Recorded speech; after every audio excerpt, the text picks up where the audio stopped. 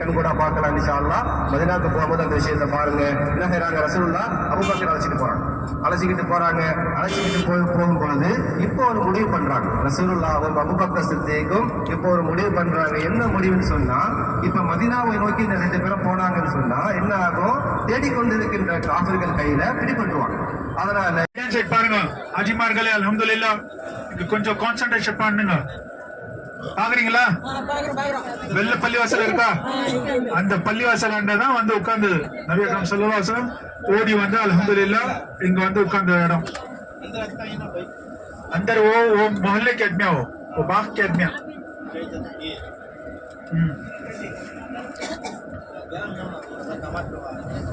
हाँ देखो कुफुल पड़ा है, देखो कुफुल पड़ा है. तो फोन எடுக்கறான். போங்க ரைட் ஹேண்ட் சைடு பாருங்க பாய், ரைட் ஹேண்ட் சைடு பாருங்க. இந்த பள்ளிவாசல் தான், அந்த கல்லு பாருங்க எவ்வளவு பெருசு இருக்கு. அந்த பாறங்கல்ல தான் அல்லாஹ் தஆலா நிக்க வச்சிருக்கு.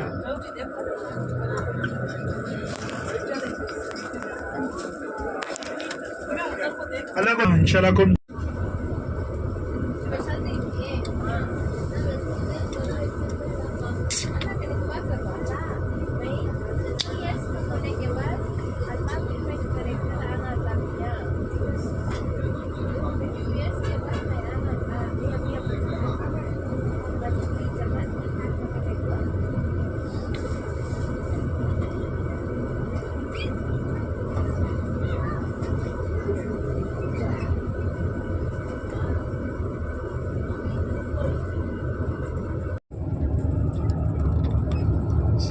अच्छा मैं व्हाट्सअप करता हूँ ना, वो स्विंग में जब बयान कर ले आता है. अच्छा चलो मैं व्हाट्सअप करता हूँ ना, मैं ऊँटों के तबले पे जाके इंशाल्लाह बयान व्हाट्सअप करता हूँ.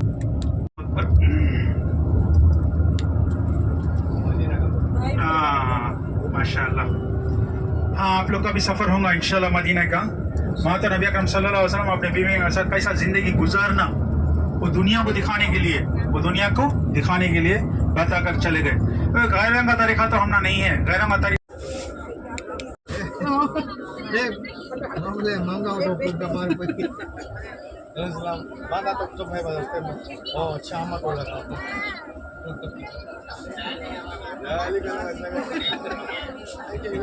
ऐसा भूलेंगे अब आप.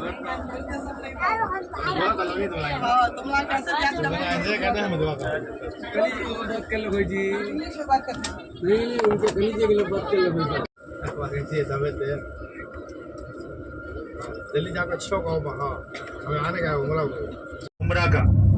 उम्रा का हाजी क्या है, अगर सीधा काबे को देखता है, मताफ में आकर काबे को देखता है, हम लोग को वो गलत फहमी है कि हम लोग काबे को देखते हैं कर. नहीं मेरे भाई और बुजुर्गों, अल्हम्दुलिल्लाह जो काबा हमको देखना चाहता है उसे यहाँ पे बुलाता है, यहाँ पे दावत देके बुलाता है.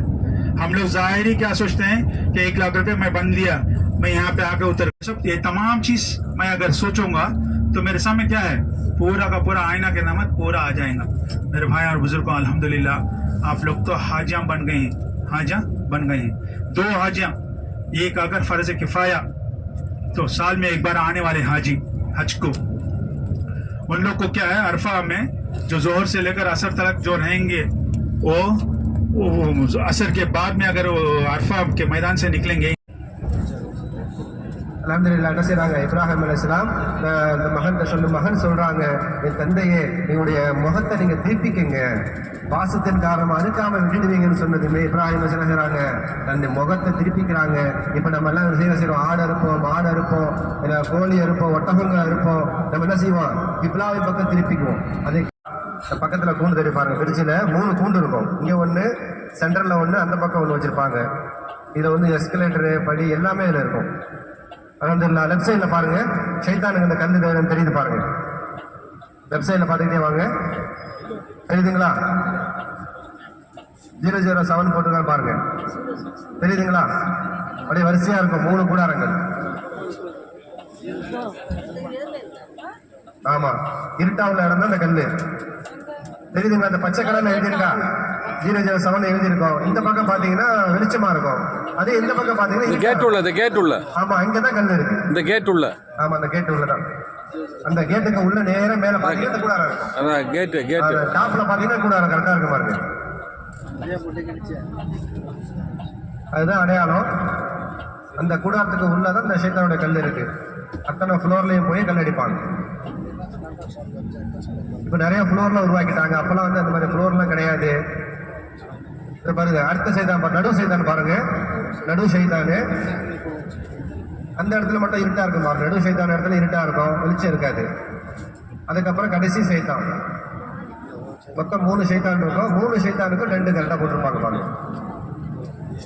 இந்த ஹெலிபேடு வந்துச்சு பாருங்க, பக்கத்துல ஹெலிபேடு, அதுவும் பார்க்கலாம்.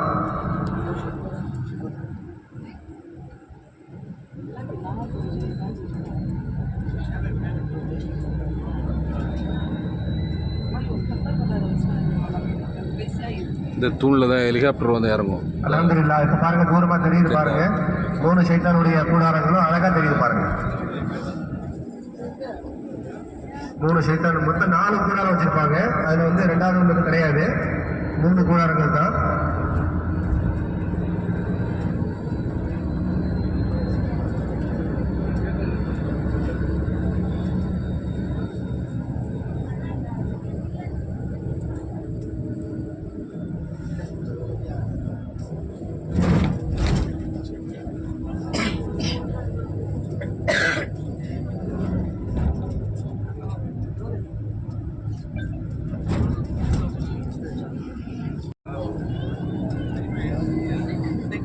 இன்ஷா அல்லாஹ் இதோட சிறப்புகளை நான் சொல்றேன். அடுத்ததாக இப்ப நம்ம அதை என்ன பார்க்க போறோம்னு சொன்னா, ஷைத்தானுக்கு கல்வி இருக்கும். லொஹர் அசர் 2 சேர்த்து தருவாங்க. மீதி காலங்கள்ல கூட்டிதான் இருக்கும். இந்த துல்ஹஜ் மாசம் 9 அன்னைக்கு இந்த பள்ளியில தருவாங்க. லொஹர் 2 ரக்காத் தருவாங்க. இதுக்கப்புறம் அசர் 2 ரக்காத், ஜம்மு கசர் செய்வாங்க. 2 சேர்த்து தருவாங்க. அதற்கு பின்பாக இங்க யாருமே தொழுக மாட்டாங்க. மகரிப் இங்க தொழுக மாட்டாங்க. மகரிபுக்கு முன்பாகவே வெளியாயிடுவாங்க. அதனுடைய சிறப்பு மைதானத்தில் இருக்கக்கூடிய 1 பள்ளி, ஒரே ஒரு பள்ளி தான் அரஃபா மைதானத்துல. 6 மினார் தெரியுது பாருங்க, மிகப்பெரிய பள்ளி. இந்த பள்ளியில வந்து சில லட்ச ஹாஜிகளுக்கு வாய்ப்பு கிடைக்கும்.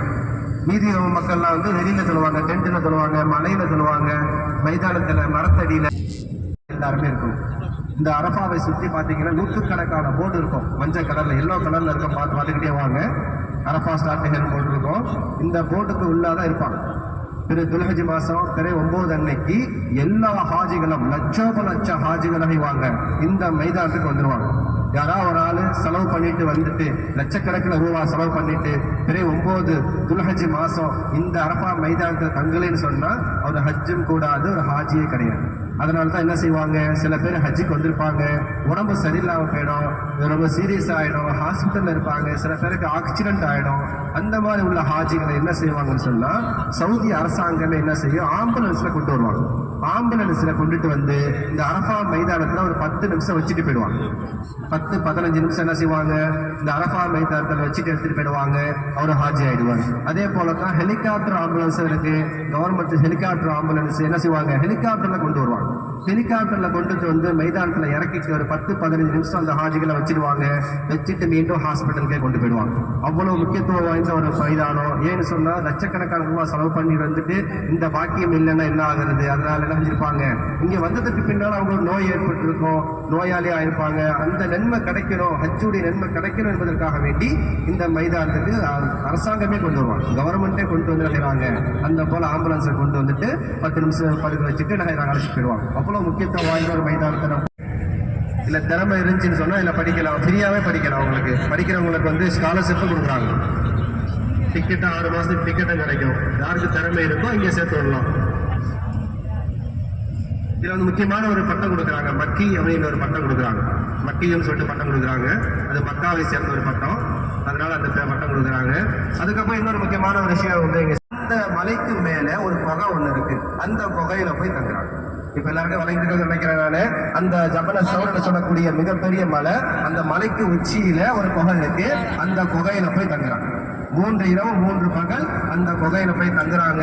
அங்கே அவங்க தங்கியிருக்கும் பொழுது அவங்களுக்கு உணவு குடிநீர் எல்லாம் யாரும் கூட பார்க்கலாம். இன்ஷா அல்லாஹ் மதீனாவுக்கு போகும்போது அந்த விஷயத்தை பாருங்க. என்ன செய்யறாங்க, ரசூலுல்லாஹ் அபூபக்கர் அழைச்சிட்டு போறாங்க. அழைச்சிக்கிட்டு போகும் பொழுது இப்போ ஒரு முடிவு பண்றாங்க. ரசூலுல்லாஹும் அபூபக்கர் சித்திக்கும் இப்போ ஒரு முடிவு பண்றாங்க. என்ன முடிவுன்னு சொன்னா, இப்ப மதீனாவை நோக்கி இந்த 2 பேரும் போனாங்கன்னு சொன்னா என்ன ஆகும், தேடிக்கொண்டிருக்கின்ற காஃபிர்கள் கையில பிடிபட்டுருவாங்க. அதனால காஃபிர்களை தேட ஆரம்பிச்சிட்டாங்க.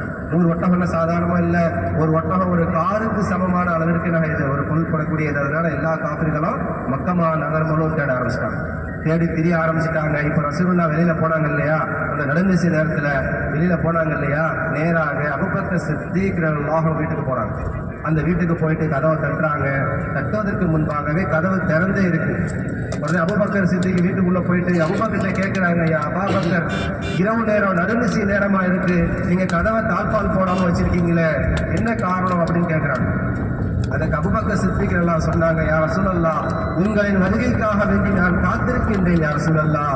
எப்பொழுது நீங்க என்னிடம் 2-3 நாள்ல நாம மதீனாவுக்கு போக போறோம் அப்படி என்று சொன்னீர்களோ அன்று முதல் என்னுடைய வீட்டிற்கு நான் தாழ்பாலே போடல யா ரசூலல்லாஹ். உங்கள் வருகைக்காக வேண்டி நான் காத்திருக்கின்றேன் யா ரசூலல்லாஹ் அப்படின்னு சொன்னாங்க. சுப்ஹானல்லாஹ், ரசூலுல்லாஹ்வுடைய வருகைக்காக வேண்டி அந்த பாக்கியம் கிடைக்கணும் என்ற நோக்கத்தில் செஞ்சாங்க. வீட்டு கதவை தாழ்பாலே போடாம இருந்தாங்க. இன்னைக்கு நம்ம இந்த மாதிரி வகைராவுக்கு இருக்கக்கூடிய வாலிபர்கள் தேர்ந்தெடுத்தாங்க. ஒவ்வொரு குடும்பத்திலையும் வாலிபர்கள் தேர்ந்தெடுத்து ஏறக்கூடிய 50க்கும் மேற்பட்ட வாலிபர்களை கொலை செய்வதற்காக வேண்டி தயார்படுத்தி ரசூலுல்லாஹ்வுடைய வீட்டு முன்பாக வந்து நிப்பாட்டி வைக்கிறாங்க. ரசூலுல்லாஹ் வீட்டுல முன்ன நிற்கிறாங்க. நடுநிசி இரவு நேரம் ரசூலுல்லாஹ் வீட்டுல இருக்காங்க. மதீனா போற திசையில போயிட்டு இருப்பாரு. மதீனா பேசுறாங்க, இந்த மாதிரி முஹம்மது நம்ம எல்லாம் அவர்கள் மக்காவை விட்டு பிரிந்து மதீனாவுக்கு போனாங்க. மதீனா போவதற்கு முன்பாக 3 இரவு 3 பகல் ஒரு குகையில தங்கியிருந்தாங்க. அந்த குகை அடங்கி இருக்கக்கூடிய மலையை தான் நம்ம பார்க்க போறோம் இன்ஷா அல்லாஹ். 3 இரவு 3 பகல் நம்முடைய கண்மணி நாயகம் ஸல்லல்லாஹு அலைஹி வஸல்லம் அவர்கள் அபூபக்கர் சித்தீக் ரலியல்லாஹு அன்ஹு அவர்களோடு இருந்தார்கள். 3 இரவு 3 பகல் அந்த குகையில தங்கியிருந்தார்கள். அந்த குகை அடங்கி இருக்கக்கூடிய மலையை இன்ஷா அல்லாஹ் நாம் பார்க்க இருக்கின்றோம். ஏறக்குறைய 2-3 கிலோமீட்டர் அடங்கி இருக்கக்கூடிய ஒரு மலைதான் இந்த ஜபல சௌர் என்று சொல்லக்கூடியது, காரே சௌர். அந்த குகையை இன்ஷா அல்லாஹ் நாம் பார்க்க இருக்கின்றோம். அல்ஹம்துலில்லாஹ். அதனுடைய வரலாற்று சிறப்புமிக்க சிறப்புகளை இன்ஷா அல்லாஹ் நான் சுருக்கமாக நான் சொல்கின்றேன். நம்முடைய காபிர்களுக்கு மத்தியில இஸ்லாத்தை எத்தி வச்சாங்க. 13 ஆண்டுகள் என்ன செஞ்சாங்க, எத்தி வச்சாங்க. ஆனால் அவர்களை ஏற்றுக்கொண்டார்கள் என்று சொன்னாங்கன்னா 100க்கும் குறைவான நபர்கள் தான் ஏற்றிருக்காங்க. சஹாபாக்கள் ரொம்ப வந்து தொல்லப்படுத்தினாங்க. இஸ்லாம் என்று சொன்னாலே அடிக்கக்கூடிய நிலைமை, முஸ்லீமாக ஆகிவிட்டாலே கொலை செய்யக்கூடிய நிலைமை, துன்புறுத்தக்கூடிய நிலைமை, முஸ்லீம் என்று சொன்னாலே மறைந்து வாழக்கூடிய நிலைமை மக்கால இருந்துச்சு அந்த காலகட்டத்துல. 13 ஆண்டுகள்ல அதே போல இருந்துச்சு. அல்லாஹ் தஆலா சொன்னா, நீங்க மதீனாவுக்கு போங்க, மதீனாவுக்கு ஹிஜ்ரத் பண்ணி போங்க, மதீனாவுல போய் நீங்க இஸ்லாத்தை பரப்புங்க, இங்க நீங்க இருக்க வேண்டாம் அப்படின்னு சொல்லி அல்லாஹ் தஆலா ரசூலுல்லாஹி அவர்கள் வஹி அறிவிச்சான். என்ன செஞ்சாங்க, ரசூல் ஸல்லல்லாஹு அலைஹி வஸல்லம் அவர்கள் மதீனா மக்காவை விட்டு மதீனா போவதற்காக வேண்டி தயாராயிட்டு இருக்காங்க. தயாராகி இலகிறாங்கன்னு சொன்னா அபூபக்கர் சித்தீக் எல்லாம் இருக்காங்களே, அவங்க கிட்ட மட்டும் சொல்றாங்க, ஏன் அபூபக்கரே, நாம 2-3 நாள்ல இன்ஷா அல்லாஹ் மக்காவை விட்டு மதீனாவுக்கு போக போறோம், நீங்க ரெடியா இருங்க அப்படின்னு சொல்லிட்டு நகராங்க. அபூபக்கர் சித்தீக் கிட்ட மட்டும் சொல்றாங்க. அபூபக்கர் சித்தீக் நகராங்க. அவங்களுக்கு சந்தோஷம் தாங்க முடியல. ஏன்னு சொன்னா ரசூலுல்லாஹோடு நடந்து போகக்கூடிய ஒரு இல்ல அந்த